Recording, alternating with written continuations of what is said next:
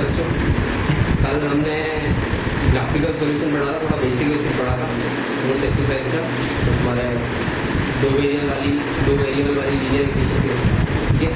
तो आज हम उसमें टाइप्स ऑफ सॉल्यूशन पढ़ रहे हैं कि उन जो हमारी इक्वेशन थी, समीकरण थी, उसके कितने प्रकार के हल होते हैं, ठीक है।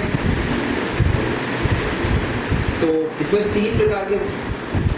बेसिकली तीन प्रकार के हल होते हैं बच्चों। एक होता है यूनिक सॉल्यूशन, अद्वितीय हल, इन्फिनिटली मैनी सॉल्यूशन यानी अनंत हल होते हैं, और एक होता है नो सॉल्यूशन। ये कंडीशन लगती का, ठीक है बच्चों। तो इसको आज हम पढ़ने वाले हैं, ठीक है।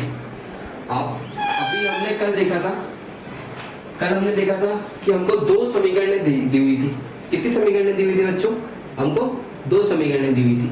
एक थी x plus Y equal to कुछ भी मान लो अपन, 8 माना था 2x plus Y equal to 8 माना था, ठीक है।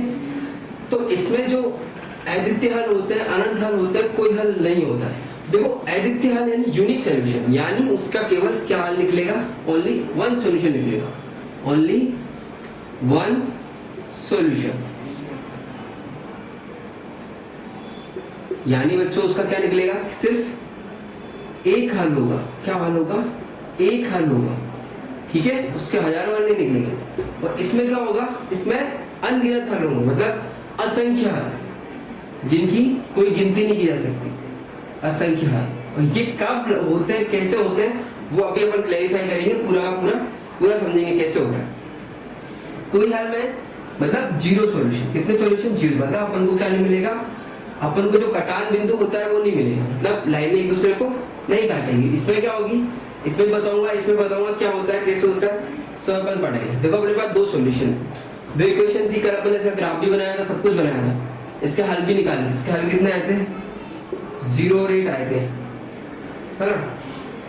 तो देखो ये x की वैल्यू भी कितनी आई? 0, और y की वैल्यू भी कितनी आई? 8। तो ये क्या हो गया? इसका एक ही हल है। ये क्या हो गया बच्चों? ये हो गया यूनिक सॉल्यूशन हो गया। क्या हो गया? Unique solution. अब अपन पता कैसे लगाएंगे कि ये सॉल्यूशन यूनिक है, ये इसमें सॉल्यूशन इनफिनिट है, या इसमें सॉल्यूशन है ही नहीं? इसका पता लगेगा। देखो आपको दो इक्वेशन दी हुई है, हमेशा आपको दो इक्वेशन दी हुई मिलेगी, ठीक है बच्चों। आपको जब हल निकालने होंगे तो देखो इन दोनों सॉल्यूशन को लिखने का तरीका होता है, इसके आगे एक है, इसके आगे एक है, इसके आगे दो, इसके आगे एक है, ठीक है। तो इसको लिखते हैं a1x plus b1y is equal to c1 यानी constant, b1 coefficient of y, a1 coefficient of x। यानी a1 क्या है? x का गुणांक है, b1 क्या है? y का गुणांक है, और c1 क्या है? अचर पद है। ऐसे ही यहाँ पे इसको लिखते हैं a2x b2y और c2। तो यहाँ पे क्या? a2 क्या है? कोफिशिएंट ऑफ x, b2 क्या है? Coefficient of y, and c2 क्या है? अचर पद है, ठीक है। अब देखो इनका क्या निकालते हैं? इनका अपन रेशियो निकालते हैं। x के कोफिशिएंट का किसके रेस्पेक्ट में निकालते हैं? इसी x के कोफिशिएंट के रेस्पेक्ट में निकालते हैं। ऐसे y के कोफिशिएंट का रेशियो किसके रेस्पेक्ट में निकालते हैं? दूसरे वाला जो y होता है उसके कोफिशिएंट के रेस्पेक्ट में निकालते हैं। ऐसे c1 का c2 के रेस्पेक्ट में क्या निकालते हैं? रेशियो यानी अनुपात निकालते हैं। देखो कैसे निकालते हैं? जो a1 है, a1 के नीचे a2 रखते हैं और वैल्यू निकालते हैं, जो भी वैल्यू आती है। फिर इसके बाद में b1 के नीचे b2 रखते हैं और जो भी वैल्यू आती है उसको निकालते हैं। कुछ भी वैल्यू आए, इसे k1 मान लो, इसकी वैल्यू आई k2 और c1 अपॉन c2 निकालते हैं। इसकी वैल्यू कितनी है? k3। तीन वैल्यू आ गई बच्चों। अब देखो इन्हीं वैल्यूज के आधार पर अपन पता लगाते हैं कि इसमें अद्वितीय हल है, अनंत हल है, या कोई हल नहीं है। यानी कि यूनिक सॉल्यूशन है, इनफिनिटली मैनी सॉल्यूशंस है, या फिर नो सॉल्यूशन। अब देखो कैसे पता लगेगा? अगर a1 upon a2 equal to b1 upon b2 equal to c1 upon c2, अगर ये तीनों बराबर है, क्या है बच्चों? अगर ये तीनों बराबर, जैसे मैं आपको एग्जांपल देता हूँ, एक साइड में देता हूँ। x मैंने दिया 3x plus 4y is equal to मैंने दिया 12। कितना दिया? 12। मैंने अगला दिया 9x plus 12y is equal to 36। ये दिया। तो ये वैल्यू हो गई a1 की, ये 4 किसका हो गया? 4 हो गया b1 एंड 12 हो गया C1, ठीक है। इसी प्रकार 9 हो गया A2, 12 हो गया B2 एंड 36 हो गया C2, ठीक है बच्चों। अब देखो अपन को निकालना क्या है, इनका अनुपात निकालना, A1/A2, B1/B2 और C1/C2 निकालते हैं। देखो जो A1/A2 है वो क्या आएगा, 3/9, 3/9 आ गया। इनको अपन ने काटा, कितना आया, 1/3 आया, ठीक है बच्चों। देखो ऐसे ही काटना है, पॉइंटों में नहीं काटना, ठीक है। जहां तक अगर ऊपर नीचे किसी कॉमन डिजिट का डिवाइड जा रहा है तो डिवाइड देना, बाकी नहीं देना, ठीक है। फिर B1/B2 निकाला, कितना आया, पर 4 नीचे 12, देखो इसको काटा, कितना आया, 4 एकम 4, 4 तिये 12, ठीक है। फिर ऐसे ही अपन ने निकाला C1/C2, कितना है, 12/36 है, 12 से 12 में 12, 12 3 से 36, कितना आया, 1/3 है। और देखो A1/A2 1/3 है, B1/B2 1/3 है एंड C1/C2 क्या है, 1/3। तीनों की वैल्यू क्या होगी, बराबर होगी। तीनों की वैल्यू क्या होगी बच्चों, बराबर होगी। अब इसको मैं रफ कर रहा हूं थोड़ा सा, है ना।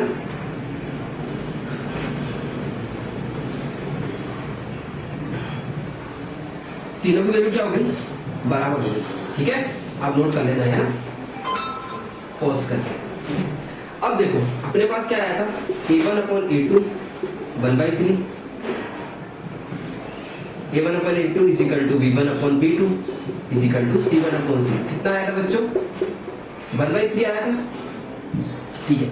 अब देखो इसके अनंत हल होंगे। इसके अनंत हल क्यों होंगे, क्योंकि ये दोनों जो लाइन है ना, वो दोनों लाइन अलग नहीं है, दोनों एक ही लाइन है। जैसे मैंने आपको लिखा था, पहली लाइन लिखी थी 3x + 4y is equal to 12 लिखा था, ठीक है बच्चों। और सेकंड जो मैंने लिखा था वो लिखा था 9x + 12y is equal to 36 लिखा था, ठीक है बच्चों। अब देखो ये दोनों लाइन एक ही, आप किसी भी समीकरण में दोनों पक्षों में किसी भी चीज से गुणा करो, उस पे समीकरण में क्या होता है, कोई भी फर्क नहीं पड़ता। अगर मैं ये सेकंड वाली जो समीकरण है, सेकंड वाली इक्वेशन है, फर्स्ट है सेकंड, ठीक है। अगर मैं सेकंड वाली इक्वेशन को, समीकरण 2 को किससे भाग दूं, डिवाइडेड बाय 3 कर दूं, यानी 3 का भाग दे दूं।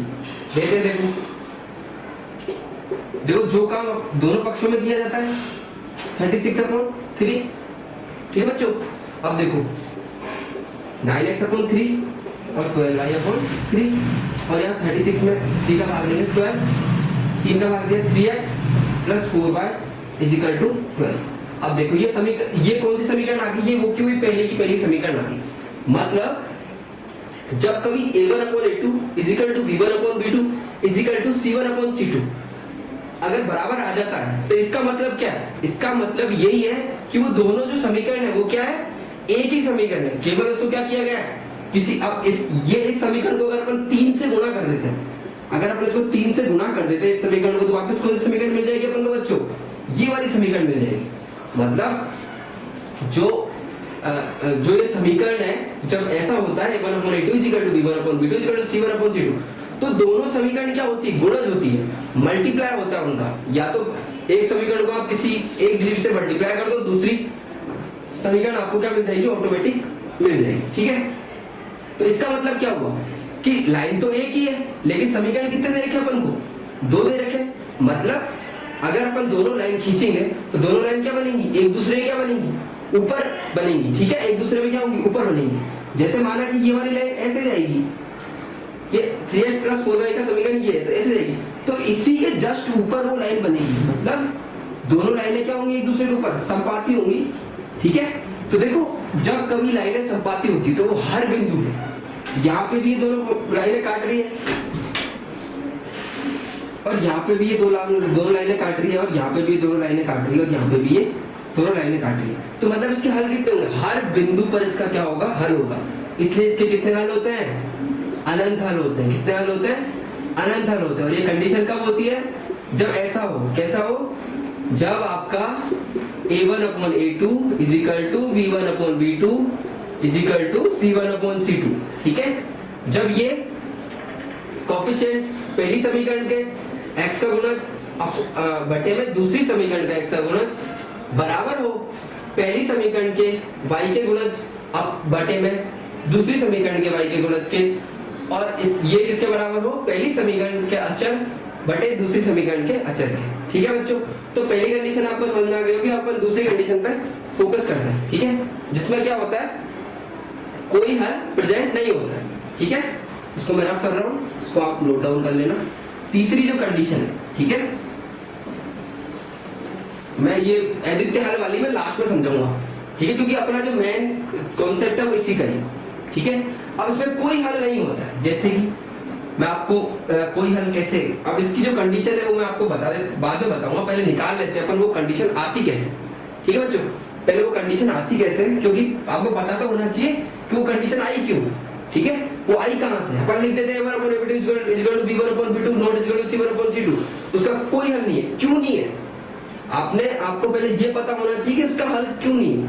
तो पहले अपन क्या निकालेंगे, पहले अपन वो कंडीशन बताएंगे कि उसका हल क्यों नहीं होता है, मतलब उसका कोई हल क्यों नहीं होता है।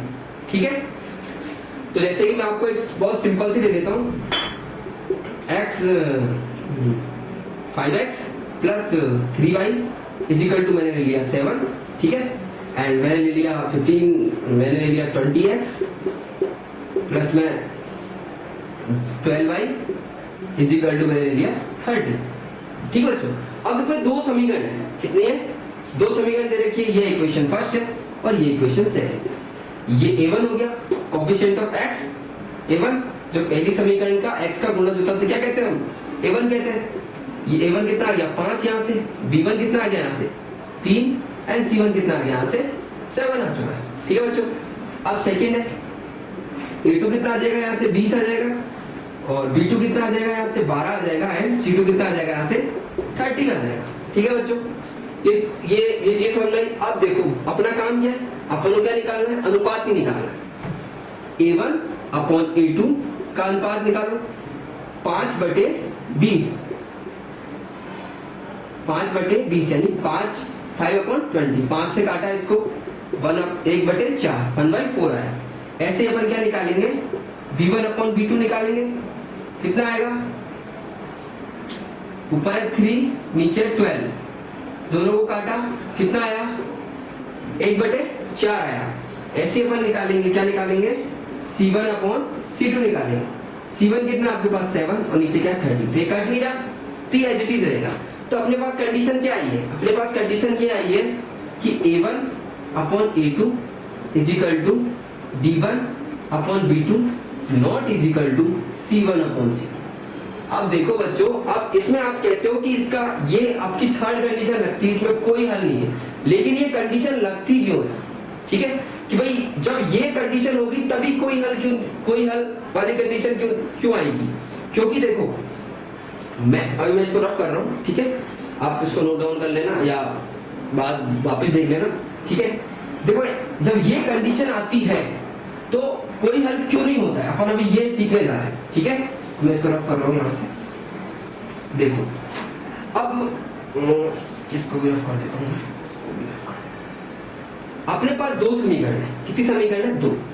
अब मैंने आपको 2 विधियां सिखाई है, या तो क्या करो प्रतिस्थापन करो, या क्या करो विलोपन करो। ठीक है, या तो डिस्प्लेसमेंट, या क्या करना है एक पद को गायब कर देना। ठीक है, अब देखो मैं इसमें आपको कौन सी विधि सिखा, विलोपन से इसको सॉल्व करने की कोशिश करते हैं। कौन सी विधि से, विलोपन से। ठीक है बच्चों, अब जैसे विलोपन से इसको सॉल्व करने, ये ऊपर वाली जो समीकरण थी, समीकरण 1 थी, उसको क्या किससे इंटू करते हैं अपन क्या करते हैं, समीकरण 1 को किससे इंटू करते हैं, यानी इक्वेशन फर्स्ट को किससे इंटू करते हैं, फर्स्ट मल्टीप्लाई बाय 4, क्योंकि अपन क्या करने पड़ते हैं, कोएफिशिएंट बराबर करने पड़ते हैं, मतलब जो गुणक होते हैं वो x के गुणक को दूसरे x गुणक के बराबर करना पड़ता है।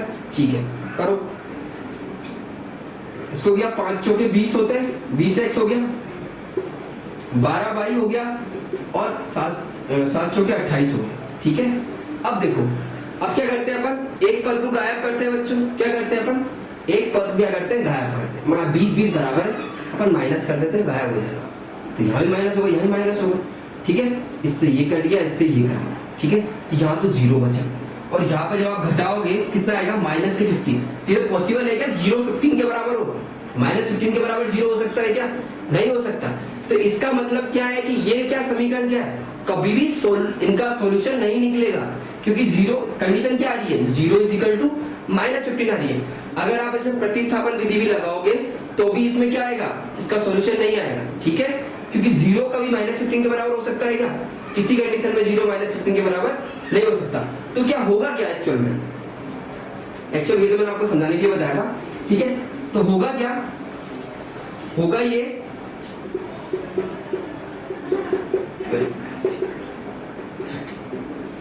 ठीक है। अब होगा क्या कि भाई इनका सॉल्यूशन क्यों नहीं आ रहा, क्योंकि आप जब इनका ग्राफ बनाओगे जब दोनों रेखाओं का, तो मानना कि एक लाइन यहां से यूं जा रही है तो दूसरी लाइन इसके पैरेलल ही जाएगी, क्या जाएगी, इसके समांतर जाएगी। और आपको पता है समांतर रेखाओं की जो पैरेलल लाइंस होती है उनकी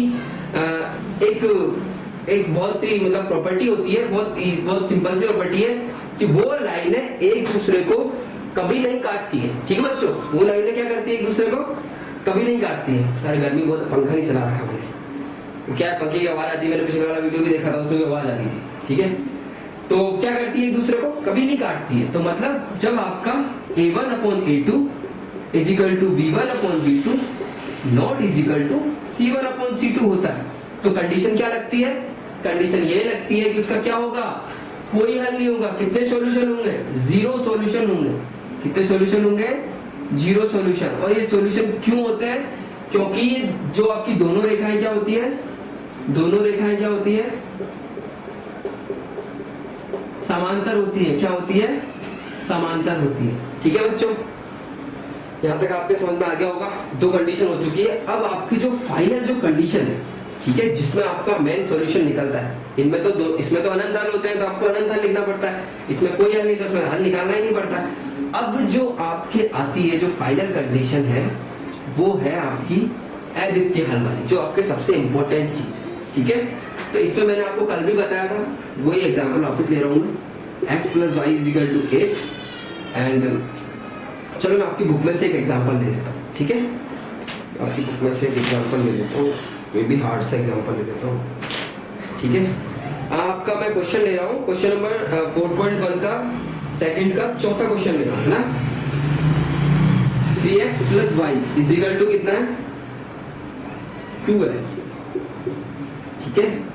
और 2x - 3y = कितना है, 5, ठीक है बच्चों, हाँ 5 भी है, ठीक है।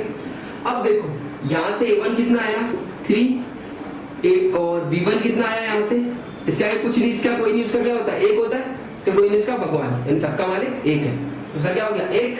और यहाँ से c1 कितना आया, 2 आया, यहाँ से a2 कितना आया, 2, और b2 कितना आया, -3 है, कितना आएगा यहाँ से, -, आपको में से क्या मानना है, यहाँ पे प्लस मानना है। इस समीकरण का एक्चुअल में रूप कैसे लिखना पड़ेगा आपको, 2x + -3y = 5। जब माइनस आया था तो क्या, माइनस को ब्रैकेट में लिखते, तो b2 की वैल्यू कितनी हो गई, -3, एंड c2 = कितना आ गया यहाँ पे बच्चों, 5 आ चुका है, ठीक है। अब आपको क्या करना है, वही अपना काम क्या है, रेशियो निकालने का, अनुपात निकालने का। अनुपात निकालो, a1/a2 3 है, इधर कितना है 2, ठीक है, आ चुका है। 3/2 कट रहा है इससे, नहीं कट रहा, ठीक है। अब ऐसे अपन निकालेंगे b1/b2 निकालेंगे, ठीक है। तो b1 कितना है बच्चों, b1 है 1 एंड b2 कितना है -3, 1/-3 कितना आएगा, -1/3। जो माइनस होता है वो डिवाइड कर दो, माइनस ऊपर लिख सकते हो नीचे लिख सकते हो, कोई मैटर नहीं करता, लेकिन उनको ऐसे लिखना ही बेटर होता है, ठीक है। एंड c1/c2 कितना आएगा, c1 कितना है 2 और c2 कितना है 5। अब इधर देखो a1/a2 की वैल्यू कितनी है, 3/2, b1/b2 की वैल्यू कितनी है, -1/3, एंड c1/c2 की वैल्यू कितनी है, 2/5 या 2/5। अब ये तीनों वैल्यू बराबर है क्या, सॉरी, क्या है तीनों वैल्यू बराबर है क्या, तीनों वैल्यू बराबर नहीं, तो कंडीशन क्या आ गई अपने पास में, a1/a2 not is equal to b1/b2 not is equal to c1/c2। जब आपको ये कंडीशन दिख जाए तो उसका मतलब क्या है, दोनों रेखाएं क्या करेंगी, एक दूसरे को काटेगी। क्या करेगी, काटेगी, यानी बाइसेक्ट करेगी। क्या करेगी, बाइसेक्ट करेगी। किस पे, एक बिंदु पर, किस पर, एक बिंदु पर, ठीक है, यानी सिंगल पॉइंट पर। किस पर, सिंगल पॉइंट पर, ये both the line bisect at a single point, ठीक है। दोनों रेखा क्या करेंगी, एक बिंदु पर काटेंगे, और वो जिस बिंदु पर काटती है वो बिंदु क्या होता है, उसका हल होता है। क्या होता है वो पॉइंट, क्या होता है उसका सॉल्यूशन होता है, ठीक है। जैसे मैं आपको ये वाला क्वेश्चन सॉल्व करके दिखाता हूँ कैसे होगा, ठीक है। तो इसके लिए कंडीशन क्या हो गई, एक हल होने के लिए कंडीशन क्या हो गई, A1, इसको मैं रफ कर देता हूं ना, ये तो आपको निकालना पड़ेगा। पहले सॉल्व करने से पहले आपको देखना पड़ेगा कि उसका एक सॉल्यूशन होगा, दो सॉल्यूशन होंगे, तीन सॉल्यूशन होंगे, अनंत सॉल्यूशन होंगे, कितने सॉल्यूशन होंगे। तो आपके पास में तीन कंडीशन ही है। पहली वाली मैं तो बता चुका हूँ, अनंत हल में एक दूसरे के ऊपर लाइन क्या होंगी, एक दूसरे के ऊपर अध्यारोपित हो जाएंगी। मतलब लाइन तो एक ही होगी लेकिन उनके समीकरण कितने दे रखे होंगे, दो दे रखे होंगे। नो सॉल्यूशन वाली बता चुका हूं मैं कंडीशन, जब A1/A2 equal to B1/B2 not equal to C1/C2। अब यहाँ पे इसकी कंडीशन क्या आ जाएगी, A1/A2 not equal to B1/B2 not equal to C1/C2, ठीक है। तो ये जब कंडीशन होगी तो क्या होंगे, आदित्य हल होंगे। क्या होंगे, आदित्य हल। 3x + y इक्वल टू कितना है, इक्वल टू 2। अब देखो बहुत इजी है इसको करना, बहुत ही इजी है, बहुत इजी, ठीक है। अब सबसे पहले क्या करते हैं, वही कल वाला मेथड अपना बेसिक, क्या करते हैं, सारणी बनाते हैं। सारणी जरूरी नहीं है आप x से बनाओ, आप y से बना सकते हो, आपकी इच्छा के ऊपर डिपेंड करता है कि आप किससे बनाना चाहते हैं, ठीक है। चलो अपन इधर y से बना लेते हैं। y इक्वल टू क्या हो जाएगा, 2 - 3x, ठीक है, 2 - 3x। और यहाँ पे अपन किससे बना लेते हैं, 2x इक्वल टू क्या हो गया, 5 + 3y। उधर जाके क्या होता है, साइन चेंज आते हैं, ठीक है। देखो मैंने यहाँ पे y सिंगल क्यों लिया, क्योंकि अगर मैं 3 को लेता तो 3 का क्या लेना पड़ता, अगर मैं x से बनाता यहाँ पे समीकरण को, क्या करना पड़ता मेरे को, 3x इक्वल टू क्या होता, 2 - y, x इक्वल टू क्या होता, 2 - y/3। तो मेरे को क्या करना पड़ता, 3 का भाग देना पड़ता। मतलब मेरे को यहाँ पे ऐसी नंबर को लाना पड़ता जिसमें 3 का भाग जाए पूरा पूरा। नहीं तो पॉइंट में आता है तो फिर पॉइंट में ग्राफ बनाना क्या होता है, हार्ड होता है, ठीक है।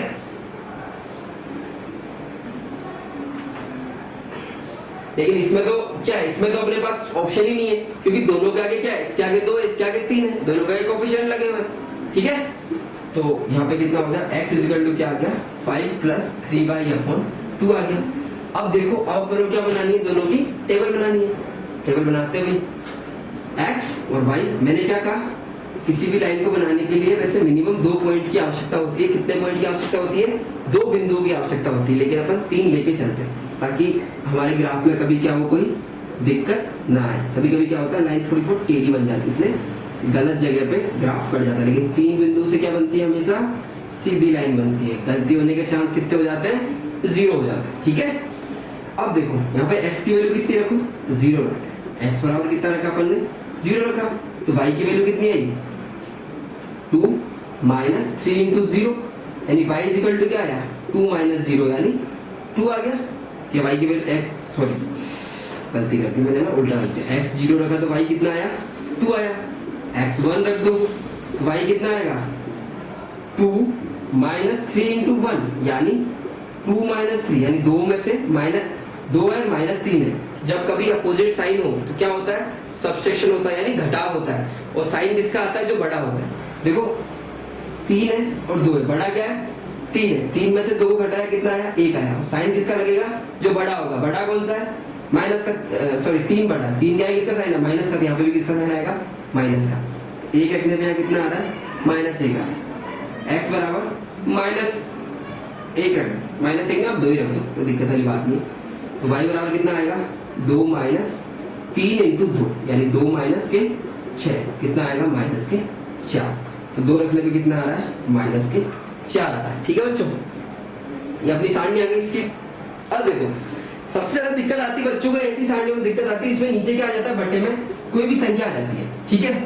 तो देखो बच्चों, जब कभी ऐसी संख्या आती है तो आपको क्या करना है, आपको ये दिमाग लगाना है, मतलब आपको इजी ग्राफ करने के लिए। वैसे आप कोई भी वैल्यू रखोगे भाई की ग्राफ तो बनेगा, लेकिन आपको जब पॉइंटों में डिजिट आएगी तो आपको ग्राफ बनाने में क्या आएगी, थोड़ी दिक्कत आएगी, ठीक है। तो आपको यहाँ पे ऐसी संख्या सोचनी है, y की ऐसी वैल्यू सोचनी है कि जब आप इस ऊपर वाले को सॉल्व करो ना तो 2 का भाग सम संख्या में जाता है। तो 5 + 3y क्या है, एक इवन नंबर है, यानी सम संख्या है। सम संख्या में किसका भाग जाता है, 2 का भाग जाता है तो कोई भी सम संख्या ऊपर आएगी उसमें 2 का भाग चला जाएगा, आपके पास क्या आएगी हमेशा मतलब पूरी संख्या मिलेगी, पॉइंटों में डिजिट नहीं मिलेगी। ठीक है, तो देखो इसमें अपन मैं रखता हूँ पहले x बराबर, सॉरी पहले अपन सारणी के लिए बना लेते हैं, x और y ये तीनों आ गए यहाँ पे 3 पॉइंटों के लिए। ठीक है, अब देखो सबसे पहले मैं रखता हूँ x बराबर, सॉरी इसमें y है ना, इधर जो इधर होता है उसकी वैल्यू रखी जाती है। ठीक है, देखो इधर x था तो अपन ने x की वैल्यू रखी थी 1 2 3। ठीक है, अब इधर y है तो किसकी वैल्यू रखेंगे अपन, y की रखेंगे। y बराबर अपन ने रखा, देखो जब अगर मैं y बराबर 0 रखता हूँ, मैं बताता हूँ मैं 0 क्यों नहीं रखता हूँ, अगर मैं y बराबर 0 रखता हूँ तो x की वैल्यू कितनी आएगी, 5 प्लस में 3 इंटू 0 बटे 2 कितना आ जाएगा, 5 प्लस में 0, 3 को 0 से करेंगे 0 2, तो 5 में 0 जोड़ेंगे कितना आएगा, 5 बटे 2, 5 में भाग जाता 2 का, नहीं जाता पूरा पूरा भाग, इसलिए अपन क्या रखेंगे 0 नहीं रखेंगे, तो 2.5 आएगा इसका। पॉइंटों में मैं मतलब ऐसे बनाना चाहता हूँ बना सकते हो, बन भी जाएगा, लेकिन उसके लिए थोड़ा मतलब काफी अच्छी प्रैक्टिस होनी चाहिए और बहुत बहुत माइनर मिस्टेक हो जाती है, उससे भी ग्राफ क्या होता है गलत हो जाता है। इसलिए अपन क्या लेके चलते हैं हमेशा पूर्ण संख्या आनी चाहिए। ठीक है, x और y का क्या आनी चाहिए, फुल वैल्यू आनी चाहिए। ठीक है, और पॉइंट ऑफ वैल्यू नहीं आनी चाहिए। तो अपन ने क्या रखा, y बराबर कितना रखा, 1 रखा, कितना रखा 1। ठीक है, तो x की वैल्यू कितनी आ गई, 5 प्लस में 3 इंटू 1 बटे 2, यानी 5 प्लस के 3 एकम 3 बटे 2 कितना आया 8 बटे 2, यानी कितना आया यहाँ पे 4 आया। तो y 1 रखने पर x कितना आ रहा है, 4 आ रहा है। ठीक है, अब देखो जरूरी नहीं है, अब देखो 1 रखा, अब आप तो बोलोगे सर कि ये तो हमारे कुछ पल्ले ही नहीं पड़ रहा, मतलब हम कैसे निकालेंगे भाई 1 रखना है, 2 रखना है, 3 रखना है। तो देखो मैंने क्या बोला, आपको सम संख्या चाहिए, क्या चाहिए आपको, सम संख्या चाहिए। ठीक है, तो देखो आपको ऐसे गैस कर लेना है, जैसे 0 ले लिया, 2 ले लिया, 3 ले लिया, आपको 8 निकालना है। जैसे अब ऐसे 8 निकालना था तो 8 में 2 का भाग जाता है, 4 में जाता है। अब ऐसे मैं इसमें 2 निकाल लूं, अगर मैं यहाँ ऊपर 2 ले आता हूँ इस जगह पे, 2 में 2 का भाग जाता है 2 में 2 का भाग, तो मेरे को इसकी जगह कितना लाना है, 5 प्लस 3y की जगह कितना लाना है, 2 लेके आना है। तो मैं क्या करूँ, y की वैल्यू कितनी रखूं, 2 माइनस 5, 3y इजिकल टू कितना आ गया, माइनस के 3, तो y इजिकल टू कितना आ गया, माइनस के 3/3, यानी माइनस का 1। अगर मैं y इजिकल टू -1 रखता हूँ तो पूरा कितना बन जाएगा, 2 बन जाएगा। कितना बन जाएगा, 2 बन जाएगा। अभी देखना कैसे बनेगा, y इजिकल टू -1 रखा अपन ने, तो कितना x इजिकल टू कितना आएगा, देखो ये 4 था मैं सरफ कर रहा हूँ यहाँ लिखा। ठीक है, x इजिकल टू कितना आएगा, 5 प्लस में 3 इंटू माइनस के 1, ठीक है, बटे 2। देखो 5 का तो 5 आ जाएगा, माइनस प्लस से इंटू का माइनस, 3 एकम 3 बटे 2।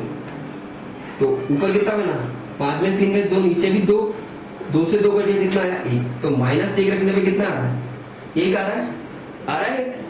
अब ऐसे ही अपन लास्ट पॉइंट भी निकाल लेंगे। ठीक है, अब कितना रखेंगे अपन इसमें 3 रखेंगे, कितना रखेंगे, y बराबर 3 रखेंगे, 3 रखा, x equal to 5 plus 3 into 3 बटे 2 कितना आया, 5 प्लस के 9 बटे 2, यानी 14 बटे 2, यानी 7। देखो आप 2 रख के भी देख लेना, 2 रखोगे तो पॉइंट में आएगी डिजिट, किस में आएगी, पॉइंट में आएगी। ठीक है, मेरे पास ज्यादा टाइम नहीं है इतना, मैं थोड़ा इमरजेंसी में बना रहा हूँ, बहुत भयंकर वाली गर्मी हो रही है। ठीक है, आप कोई भी डाउट हो ना कि भाई ऐसे ये भट्टे वाले में और कैसे होते हैं, भट्टे वाले और कैसे सॉल्यूशन होते हैं, तो आप मेरे को बता देना, और भी जो कोई क्वेश्चन हो आप मेरे को बता देना, मैं सॉल्व करा दूंगा सारे क्वेश्चन, सारणी बना के दिखा दूंगा मैं यहाँ पे। ठीक है, और खुद प्रैक्टिस करोगे जब ये आएगा। देखो मैथ्स का बहुत सिंपल सा फंडा है, अगर आज मैं भी नहीं पढ़ूं, मैं अगर 5-7 साल मैथ्स के हाथ नहीं लगाता हूँ, ठीक है, तो मेरे को भी मैथ्स ये सब कुछ भूल जाऊंगा।